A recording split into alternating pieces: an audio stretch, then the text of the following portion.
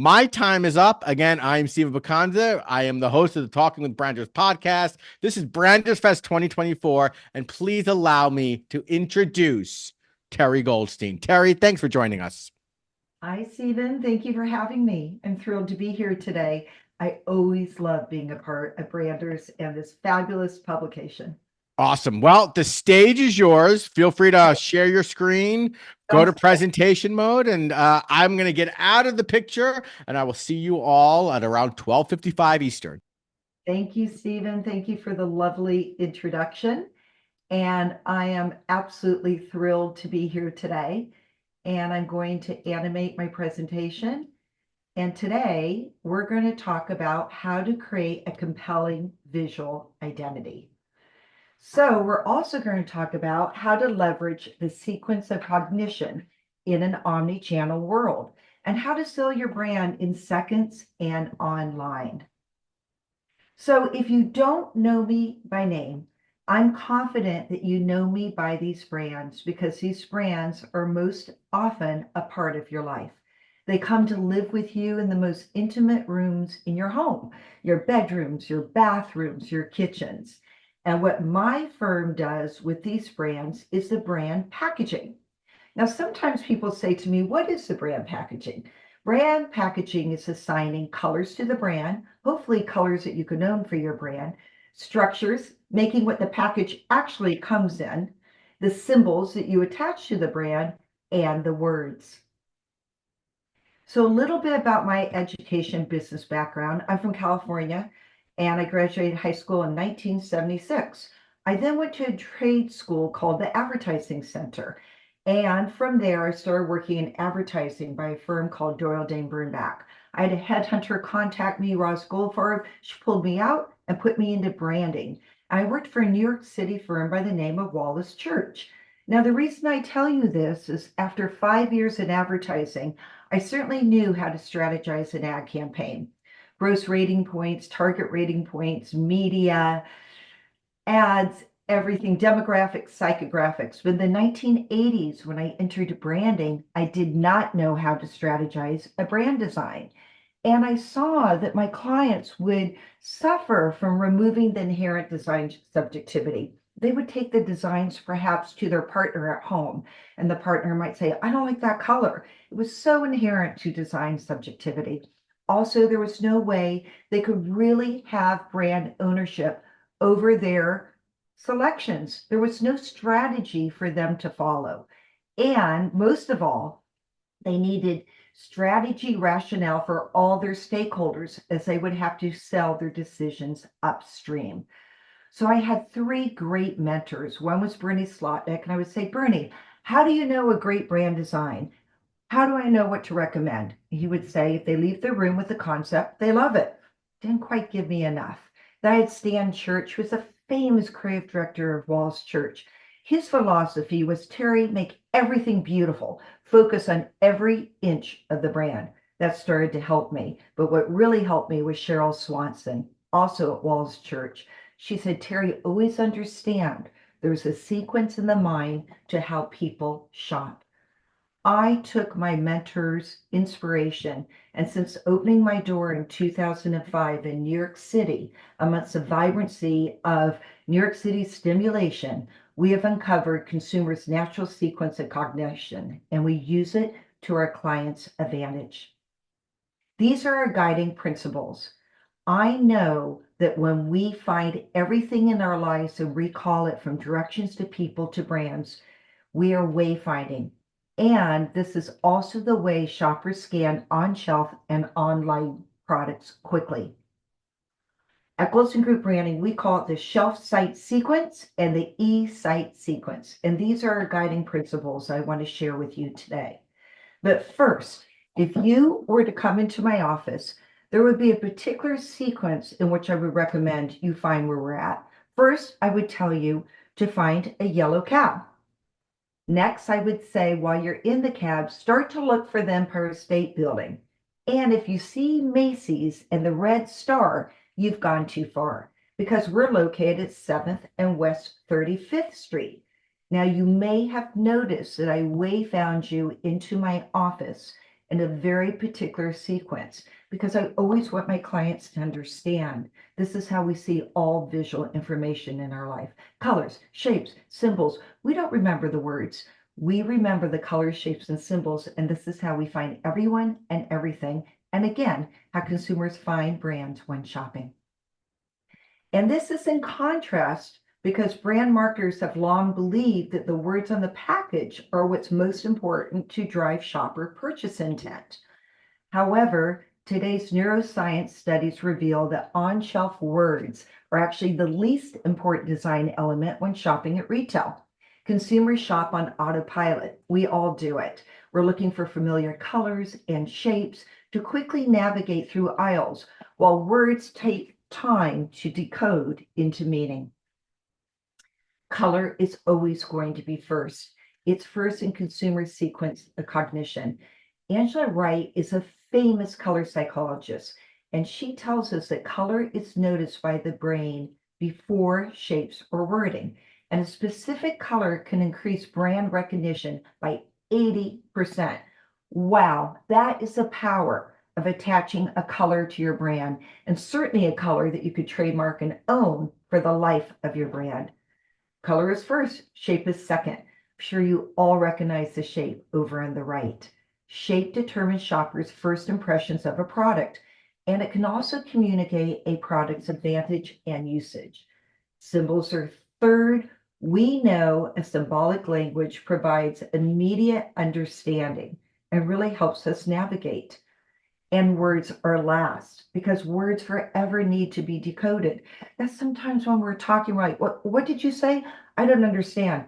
I got confused. Words can bring confusion. They can cause one to become disoriented and go the wrong way. Too many words, not the right words on your brand, could cause a consumer to go the other way. How long do we make decisions at retail? And we're going to talk about how long we make them online as well. We're not reading the words on the packages. We're responding to a visual vocabulary, colors, shapes, and symbols to provide information. If you look at this chart, food and mass, low involvement, we're only spending 5 seconds in those categories to get our groceries and our beverages. Mid involvement are OTCs, which we call over-the-counter drugs, supplements, baby products, health beauty aids. We only spend up to 10 full seconds for everyday household items. So where do consumers go to get their everyday items? We're looking at millennials, Gen X, Gen Z. On average, they purchase 45% of everyday household products on the internet. But you know, baby boomers today, they shop alike. Before COVID, less than 2% of boomers, and I'm one of them, shopped for everyday items online. But today, since COVID, many boomers have now used online services, all the thing from Amazon to Instacart, and they are purchasing everyday items online. Today, boomers purchase 46% of everyday items. So everyone is shopping alike. Now, sometimes we hear experts saying retail is dead, shopping is over, the grocery store is going to go away. Absolutely not. Over 50% of all generations are still going to the store for everyday items that solve problems and solutions. They don't have time to wait for Instacart. They need to run a store, get what they need. And why? Because consumers today dislike not being able to touch, feel, and hold a low to mid involvement product before buying it. We want to touch and feel our products. We need products that solve immediate problems. And believe it or not, we still like to participate in reward and loyalty programs. Now, it's interesting to me when purchasing in-store drugs, again, we call them over-the-counters. Your pharmacist is your key advocate. 26% of us will discuss a need with our pharmacist, a medication. What do you think of this? Is this good to take? What would you recommend? 81% of counsel patients will buy the product that the pharmacist recommends. And I always wonder, when the pharmacist is recommending the product, how do they recall for you what you're supposed to go get on aisle 10? They're not talking about the brand name or the bullets on the package as much. They're recalling its colors. Go get the purple one. It's got an E on it. It's on the bottom shelf, aisle 10. So let's take this information and let's go shopping for ourselves. As we enter the supermarket, a seduction takes place because the flowers and the produce are the first thing that we will see. So we will assume everything in the store is extremely fresh. Next, it's drugstore delay, mass madness, dollar store deals, and warehouse wonderment. These retail environments are designed to have us part with our hard-earned cash. It's actually a science of shopping to get us to buy more. Now, while we're shopping, it's important to understand that our senses are greatly impaired. And that's because we can't taste anything while we're shopping. We can't feel the softness of the tissue. We can't hear the crunch of the potato chips. We can't smell the cherry flavor. And actually, what happens to us is their blink pattern actually slows down from 24 beats a minute down to 14. Now, this isn't necessarily bad. Just because we're seeing less doesn't mean we're not feeling more with our associative emotional radar, often referred to as our intuitive sixth sense. As a result of this additional sense, we will impulsively select brands 12 times quicker based upon an emotional response than a rational decision. And again, how long do we spend in low to mid involvement categories? Only about 5 seconds. And today the cash registers are silent, so they're no longer jarring us out of our subconscious mind. And this is how we see brands. Color is first. I'm looking for the purple allergy medicine. I want to go ahead and get that red and white soup can. I only buy the black and copper batteries. Color is first. Shape is second. I want the dandruff shampoo that has the squiggles on it. Oh, my kids love those chocolate chip cookies. They're blue with a red triangle on it. I like the vitamin C that comes in that brand vial. Symbols are third. I love to recycle. I want the body wash with the dove on it. Oh, it has a caduceus on it. It must be doctor recommended. And words are last when shopping at retail. No, you're not having a dyslexic moment, but this is how we see brands when we shop at retail in 5 seconds or less. Colors, shapes, symbols. This is a visual vocabulary. And this is how we respond to the brands that we buy and our loyal brands. You can understand why 90% of new products fail. They don't have the benefit of these colors, shapes, and symbols. They're instilled in our mind generationally. A few years ago, I had the opportunity to present at CHPA, which stands for Consumer Healthcare Products Association. And here it's the captains of industry, the C-suite of pharmaceuticals and over-the-counter drugs. I asked everybody to spend a few minutes with a fresh box of crayons that they had at their seat. And they also had this paper down below, draw your favorite brand. And I asked them to just draw your favorite over-the-counter brand, unaided, and take a few minutes to do so. In order to get them into the mood, I also had a little music for them, so it would put them into their subconscious mind. Here's one of the drawings that one of the gentlemen drew. He drew NyQuil, and he said it's his favorite brand, and it makes me feel that I've done all I could for myself when I have a fever, cold, or flu. Notice how he knew it was a green bottle, had a symbol, and could almost draw the Y. Those are unaided brand equities. Here's another one. This time she drew Ollie.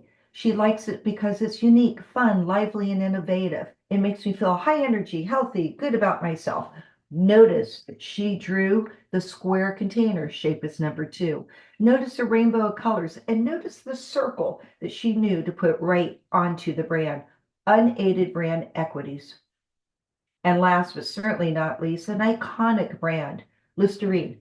They have a USP, unique selling proposition, a reason to believe. It's called Deep Clean.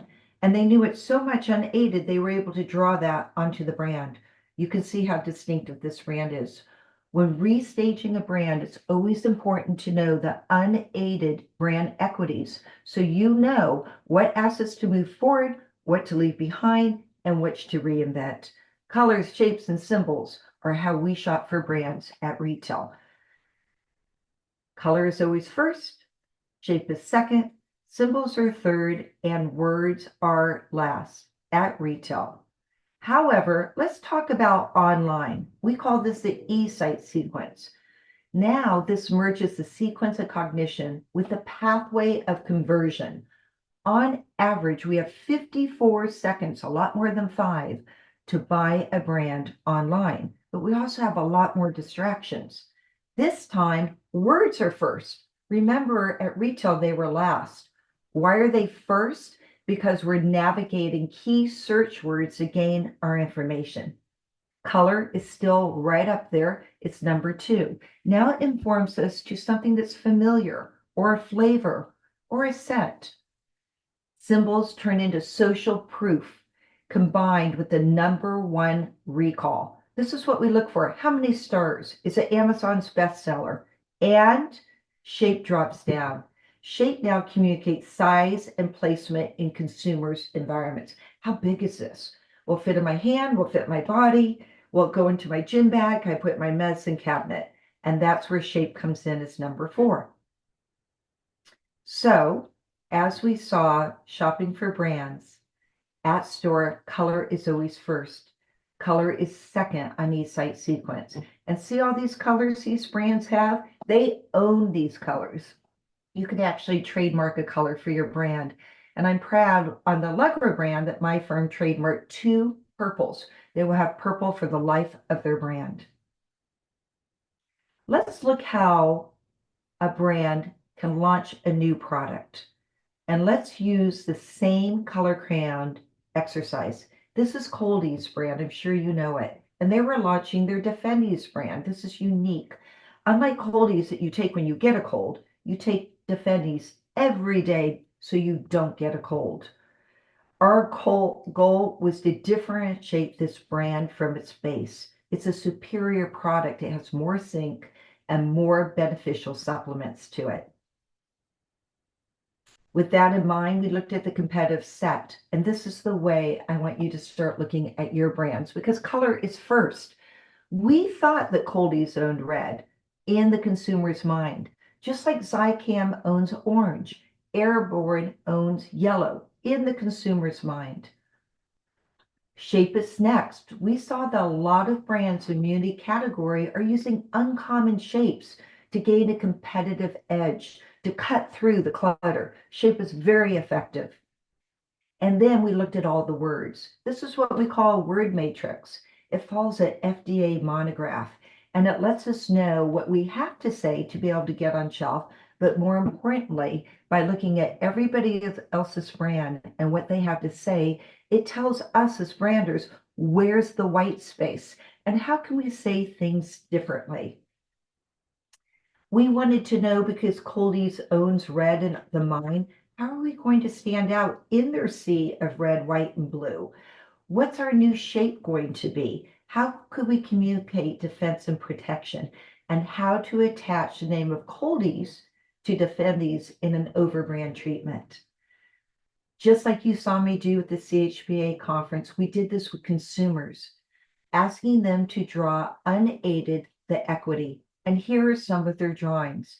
As you can see, they know that Coldie's is the red, white, and blue brand. Next, we moved to shape. We created a new shape for them with a window that could show how each one was individually wrapped with a wide mouth so you could reach your hand in and pull out the lozenges inside. We put that shape right into retail to make sure it was effective and could really stand up. And then we created the new copy platform, Defendies, from the makers of Coldie's. We always look at our design concepts in the competitive set. Here you're seeing a design for Defendies, and you're seeing a few different iterations for Defendies. And here was the winner. This won in research for all the reasons of it looks strong, grounded, and sturdy. And the shield-shaped window communicates protection, defense, and prevention. This is Identities today. So you see how important color is, and sometimes it's so key to live into the color codes and to understand unaided consumers' minds how they think of a brand. But what if your brand doesn't really have a color of its own? Maybe it has different flavors, so those are different colors. What do you do next? You go to the number 2 recall, which is shape. This are brands that own shape. They trade dress them, they trademark them, and these brands are highly iconic, as you know, and they've been able to own their shapes. Again, if you can't own a color, then you look to own a shape. This is a crystal deodorant brand, and this is the brand before Restage. These were the colors of the brands. They were different scents. This was the shape, and this brand was #1 back in the 1970s. It was the first natural deodorant. And because of that, the brand was devised before the pushers at Walmart. And as you can see, it no longer fit into the pusher. So as the pusher was pushing it, it was actually pushing it onto the floor. It needed a new shape. These were the symbols attached to the brand, and these were the words. The first thing we did was called structural diligence. We made a concept sketch of a crystal-shaped bottle and a crystal-shaped cap. We did 3D gray renderings, 3D development to prove out the design. And from here, we were able to get a die line for the designers to design to, 3D renderings, print CNC parts, and retooling. It's always important to design to align fill abilities. This is the copy before and after. We knew 24 hours was very important. We also wanted to attach the word mineral because today in 2002, when we did this, minerals have become very prevalent as knowing to be good for you. Here's the new design. It's all about the fragrance and the symbolic nature of the design. And here is Crystal today, looking very relevant, very healthy. We met our positioning goal. We went from being clinical and editorial to being natural and highly emotive. And here's the brand on shelf. You're seeing the before and the after. You can see it's a magnificent change for the brand and set the brand up to be very successful once again. And here's our iconic bottle. And you can see online how the shape also cuts through. Let's look at the shelf site sequence. Color is first. I want the purple one. I like using the lavender one. Shape is second. Now we have iconic shapes that you can recognize in store and online. Symbols are third. 24 hours was very important. We built it into a symbolic nature. And words are last when shopping. Notice how our words are inside of a shape, inside of a brand mark, because shape is #2. And when you put words inside shapes, consumers can see it quicker and they understand what you have to tell them. Let's look at the site sequence. I'm looking for a natural deodorant. Words are first now. I always like the purple one. That's the one I use. Symbols, wow, it has 5 stars. It's #1 on Amazon. That's your social proof. And shape, oh, it can fit in my handbag. It can fit in my gym bag. Now I know how big it is. A symbolic language. We've gone color. We've gone shape. Let's go into symbols. Provides immediate information and understanding. Let's take a look at the digital shelf. How do colors, shapes, symbols, and words impact the digital shelf? Words are seen last at retail, but first online. So we've already established that. Remember, the brand has 5 seconds at retail to be found, felt, and understood. 54 seconds online for the pathway to conversion. Now, consumers online are often viewing your brand in 1 square inch. And even though your brand has more time online, the brand's first moment of truth and consideration must be found in the first 5 scrolls. And the distractions are monumental. algorithms, banner ads. So even though you have 54 seconds as a brand, you have a lot to overcome. You've got to ask yourself, what words are they using to search with? Have you audited the keyword identification? Do you know where your brand is currently ranking? Do you understand your social proof? Have you conducted analysis of your reviews? Have you made a word cloud of that? Have you seen what people are talking about with your brand, their barriers, where they accept your brand, what they want, what they like, what they don't like? This is the Procure brand before Goldstein Group branding. It's an omni-channel brand. It succeeds extremely well on Amazon as well as in store, but it's very unique.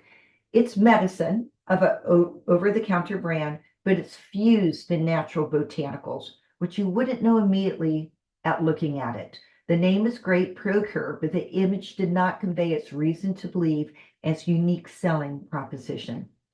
The brand, understandably, have followed the category color codes, red for cortisone on the right side and blue for arnica, but it was relying solely on its words. And we've already established that retail, people aren't reading brands. You can see here's Procure in a sea of red. It's hard to distinguish. It's different. It may look like private label, and you certainly don't know that it has all these great natural drivers to it. First thing we do, look at keyword identification. What's important? What's rising? Look at the social proof. Look at what your consumers are saying. Make your word cloud. Make what they want. Look what they're talking about. Ingredients, organic, natural. They wanted a solution that wasn't just medicine. And evaluate your brand under this lens. Color is always first. Cortisone, this is the category. It's all red and white. Shapes are second. Nothing's going on in the category cortisone. It's all the same shape. And symbols are third. Nothing's going on here either. This was a huge opportunity to create something new for them. We started with color. And what happens if we move away from red and white? You can start to see as I'm going through these from purple to silver to greens, how it's starting to really cut through the category of the cortisone shelf set. Next, symbols. We wanted to create a symbolic language for the brand. Since we couldn't really own color, couldn't own shape, we were going to own a symbolic language for the brand that speaks to its natural attributes. We also made symbols for each one of the SKUs that could really speak about the natural additives added to the monograph drug. Plant Power, Hydra Heal, Botani Boost. With that in mind, this is the new brand, and it's very successful today, both in store and online. You don't have to read the brand to immediately know that this brand is good for you, that it has a monograph of a drug and it's fused with natural botanicals. We chose a periwinkle blue for arnica because blue is a category code. If you look over at the right top level, you see the before and after. We're still blue, we're still in the category code, but now we're speaking in symbolic language. Witch Hazel and Epsom, two more of their SKUs. Here's the before on the bottom, and here's the after. You don't have to read it to know that it's good for you. Here's the before, and again, the after. Now, here's the social proof. If you're looking for cortisone and this comes up, you see it's Amazon's choice. It's got almost 5 stars. That's your social proof. And you know immediately looking at any of these that they're going to be good for you, but they're medicine as well. So this is how you build an image online, on shelf, and how the sequence is similar but different. Now, we've established that words really need to be decoded for everything. And we've also established that while we're having a conversation, we never remember everything that we say. Sometimes we don't even remember an address or a phone number, so we have to decode those. Now, for me, this has been a way of life for me, and I'd like to elaborate on that.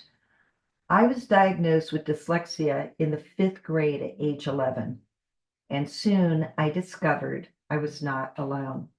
There's some other very famous people that have been discovered they have dyslexia, from Albert Einstein to Richard Branson to Steven Spielberg.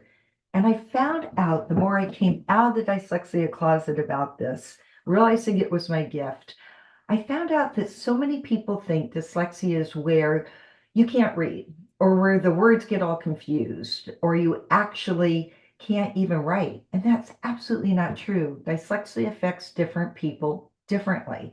Mine affects in the way that I interpret words, because I have audio processing disorder. So I can read well, I can write well, but I actually hear differently than most. At times, I miss the comprehension of the syllables in the words, and at times, I can even hear some sounds backwards. So, in a spelling bee, when asked to spell the word hippopotamus, what I do is I decode words by seeing the visual picture of what's being expressed, and therefore it can take me time to connect the sounds back to form the words. Now, as a result, I often mispronounce my words. Or sometimes when I get excited, I say the last words first in the sentence. My friends, family, colleagues, clients lovingly refer to this as Terri talk. And I realize that my dyslexia really became my superpower, because I've been programmed since birth to hear and see differently than most. My gift of dyslexia has given me the lens in which to see my world in colors, shapes, and symbols. And from that, I was able to invent 2 successful brand packaging companies and 3 strategies to apply to marketing, branding, and design over my 30-year career.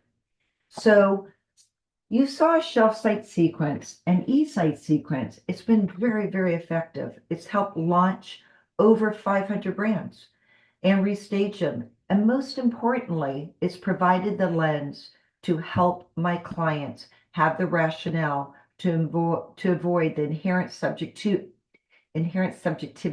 that brand packaging is prey to. My first strategy that I developed was for my first group in 1990.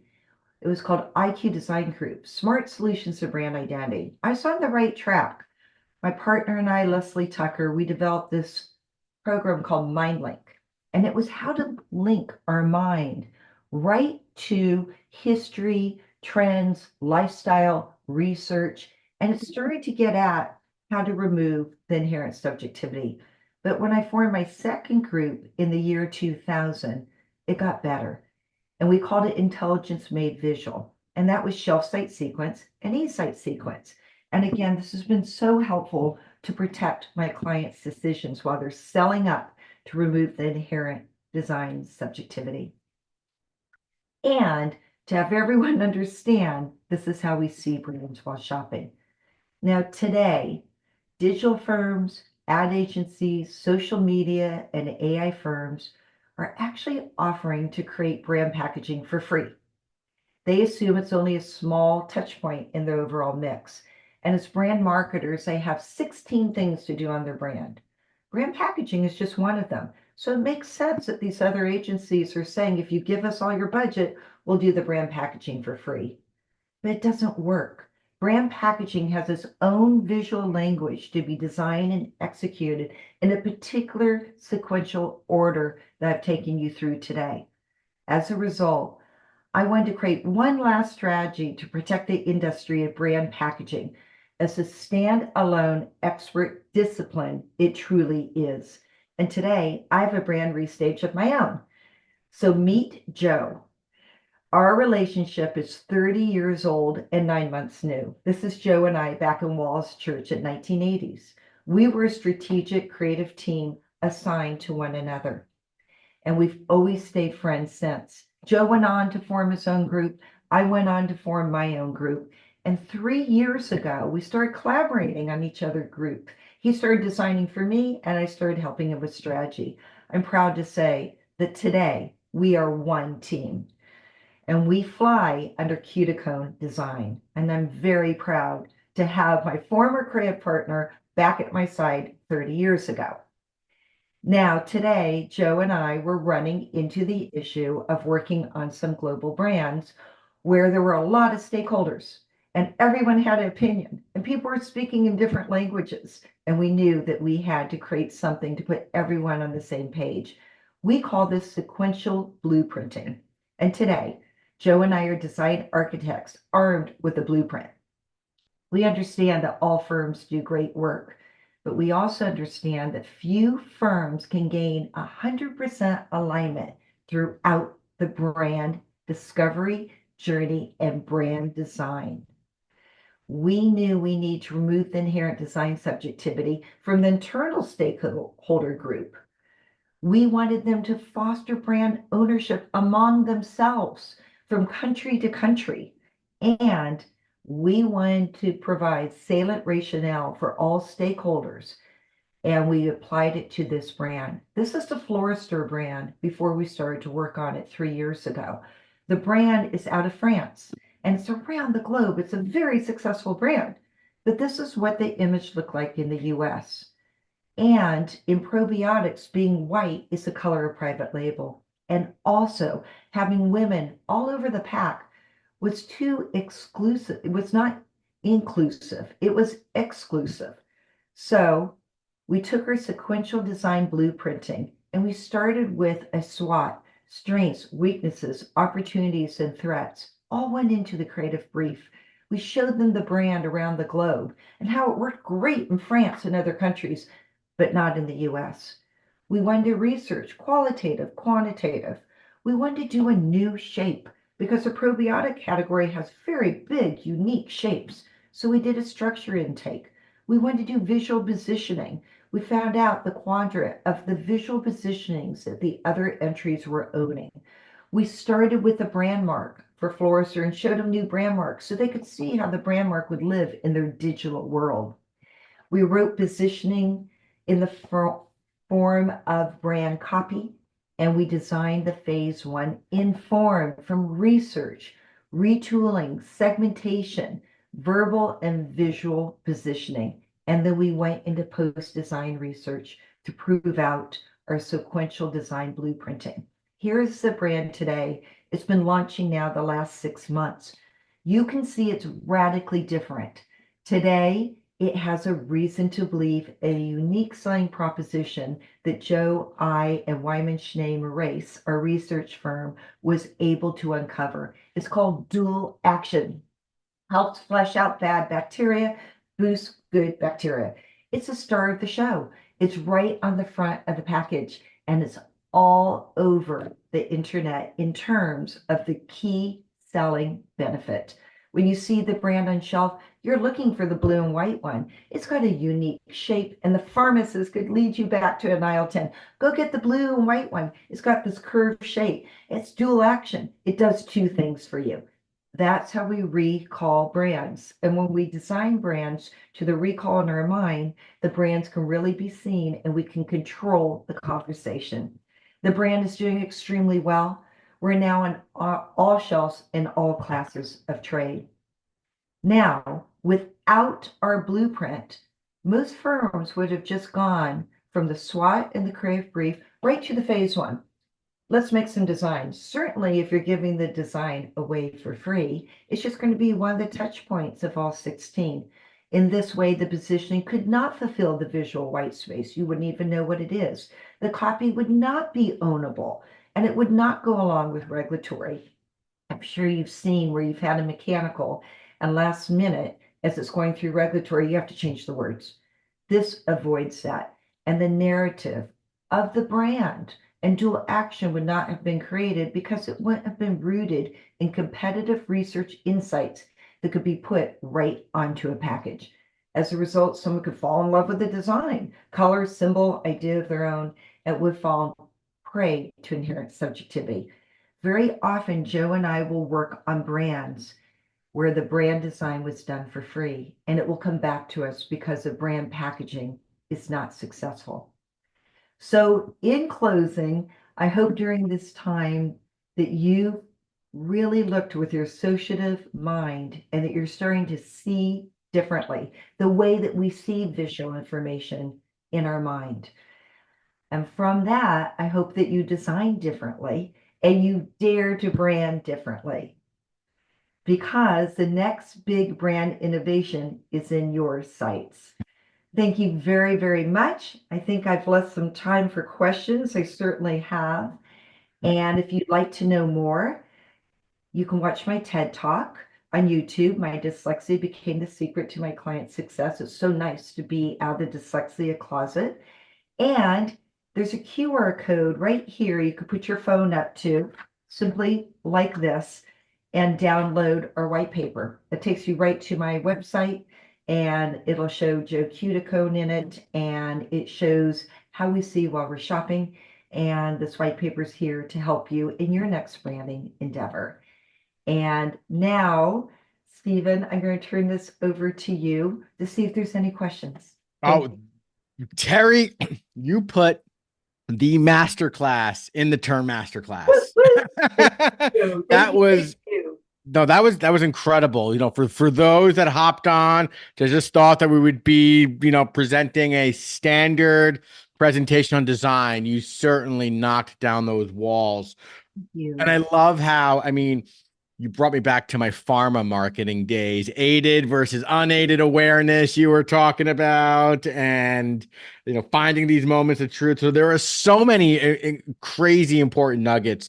I just want to hit upon the fact that, Terri, I love how I think 99% of design professionals out there don't ever think about the SEO implications, or even when you start talking about brand design. And you went in and you started thinking about it, keywords, and what are those word associations, and how do those word associations help you from a reach perspective or from a search perspective. And that's so smartly done. So brava to you. We have a lot of questions that we're going to get to, so I'm going to start getting to them. And if we don't have time for all the questions, Would you like me to turn this off so it's just you and I, or would you? sure, I think that would be great. Okay, That let would me. be great. And while you do that, let's Yeah, go into the first. If you wanted to stop sharing, yes, I'd love to. Hold on. Let's let's do that. We right got. on the bottom on Zoom, the little green share button. I know. Um, Here we go. Let's get it here. Sorry, Stephen. No, that's quite all right. We're still getting some more questions in. So please, everyone, if you have questions for Terri or for myself or for the dog that somehow was howling throughout half your presentation that I had to kick him outside, you let me know. But you know what, Terri, just for the sake of time, don't even worry about it. Okay. There is a little green button on the bottom of the Zoom that says share. If you just want to undo, there we go. The first question is from Sarah. Okay. Why do you think so many B2B brands use the color blue? I know it symbolizes trust, but there isn't much differentiation there. Sarah, was that her name, Sarah? Sarah, yeah. Thank you, Sarah. It's a great question. Yes, colors have all these subconscious impressions, and we hear about big blue. Blue, believe it or not, is Americans' favorite color 41% of the time. And that's because it talks about trust. And in hospitals, it talks about sterility. So that's why you always see blue scrubs. So I think, Sarah, so many companies use it because it's a go-to. It's very safe and it feels good and comforting and safe. And I think that's why, but I couldn't agree more.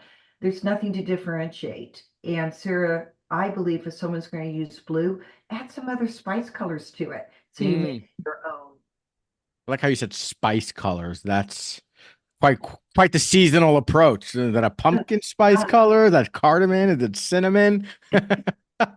um, Ben has a question, quasi question. He says, thank you, Terri. I'm dyslexic as well. How can I work with you? So I would say, Ben, scan that QR code tomorrow or today. There will be an email going out with Terri's information. Connect with her on LinkedIn.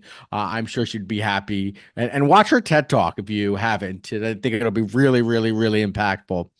The next question, Terri, is from Joanna. Where do you get your inspiration from? I love these kind of questions. My inspiration comes from nature, and that's where all Mm, my ideas come from too. When I sit in my office in the city or here at my desk, I kind of deadened. It just doesn't, I'm not inspired. I'm inspired when I'm outside with the sounds and the colors of nature inspires me. And I also get a lot of my inspiration in my dreams. So sometimes I so was fascinating. by my bed, and when I wake up, it's not unusual for me to sketch out a concept and take it to Joe and team and go, what do you think about this? So it really comes to my subconscious mind. That's a masterclass right there on how I think us as creatives should be tapping into our subconscious mind and spending more time in nature. I think it's why some of the most prolific thinkers out there would take walks, long walks in nature with silence. Take off the headphones, put the cell phone away, go ahead and let's go hug a tree. That's right. Um, Chloe, who has been asking wicked smart questions all week. Um, she has two over here. I'm just gonna put one for now for the sake of time. Um, I have with most brands selling products both online and retail. How do you figure out what you should prioritize in terms of designing? Do you go more the retail route first or e-commerce, both, or how do you weigh them? Boy, these are great questions. I used to ask myself that. This is Chloe, right? Yes. Chloe, I used to ask myself that all the time. Certainly because I started my career where online wasn't really very prevalent. So I had to get with the times. And how I found out that you do that is you do them simultaneously at the same time. First, you search the identified keywords. How are people searching for things? That's so key because I'm going to take those words, those key search words, and I'm Yeah. going to build them right into the brand copy on the PDP, primary display panel of the brand. Now I'm hitting all the levers online, in store to make sure it's searchable and findable. And Chloe, you also saw color is going to be the most important tool in your tool chest, Yeah. as color online is going to inform to scent and flavor. We have these associations. Red, is it cinnamon? Is it cherry? We need a symbol next to it as well. And on shelf, we know color works really well, but color online gives us a whole different bandwidth of information. I hope that answered that question. I definitely think it did. And we're joined by my little one, Leonardo. You might only see his arm. He's homesick today, and I can't. If he wants up, he's gonna get up. That's just that's how we roll in this household. The Oh, next question is from Doug. What's your favorite brand that you've ever restaged or redesigned? oh, I love them all. They're like my kids. I get so attached to them. But I've got to say, it's hard to pick a favorite, but one of my favorites is Allegra because at the Mm, time I was working with my Chatham client out of Tennessee, and they were wonderful. They were so open to so many new discoveries that we were uncovering. And when I told them that we could own a color for a brand, they were blown away and they went on that journey. And we did. And we trademarked two purples for them, not unlike the Nasonex brand for Perigo, where we trademarked colors for them as well. So trademarking a brand's assets always makes it my favorite because I know mm.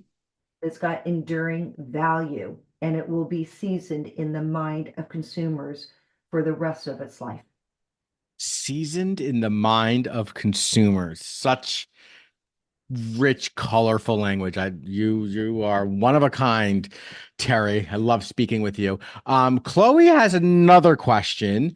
Um, I admire how you have applied this to retail and e-commerce, but I was wondering if you think these principles also apply to the personal brand. Chloe, these are great questions. I have a slide. Chloe's on fire, by the way. Chloe's great. I have a slide I didn't put in. If you go to my TED Talk, you'll see it. And it talks about wayfinding, color, shape, symbols, and words. And for the personal brand, this is what I always say. If you have a favorite color, make it your signature. Wear it all the time. My favorite color is green. Now, you wouldn't know it today. Very often I wear green. And when I'm at a focus group, the moderator can come out and be like, oh, you're Terry from Goldstein Group Branding because he usually has something green on. So yes, it works. Colors are first. You have a signature color, wear it. If you don't have one, get one. Shapes are next. Don't stand around like this. Stand around like this. Stand around like this. Ready to shake someone's hand. Symbols are third. I'm a Mac user, okay? I always have an iPhone. That's my symbol. You know I have a creative bent to me, and words are last. You're probably not going to remember everything or anything that I tell you. So it works for personal branding as well. It's brilliant. As you say that, I start thinking about my own personal brand. And for me, I definitely think it's become the hat, right? I'm a hat guy. And it's not just like the Talking with Branders hat, which I'm wearing right now. Shout out to Talking with Branders, Yes. but the fedora, right? And I've gotten called out. I've gotten people who've seen me from afar. Steven, I follow you on LinkedIn, or I saw this, or I saw that. And partly I want to run, but the other part is like, that's awesome. That's like the coolest thing ever. Definitely. Um, Christian says, thank you very much. Great masterclass. And then he has a very nuanced question, which maybe we get to in the end, having to do with design in Europe. But there are some other questions I want to get to first. So sorry, Christian. I mean, it's such a smart question, but we'll get there. Fernando says, amazing. It was very clear and insightful. My only question is, how do I get the client to participate in our design process blueprint? How do I get them to involve in this necessary journey without any hesitation? Oh my gosh, that's another slide I took out. These are great questions. I was going to show you a visual timeline. And Christian, if you write to me, I will send you a copy of it.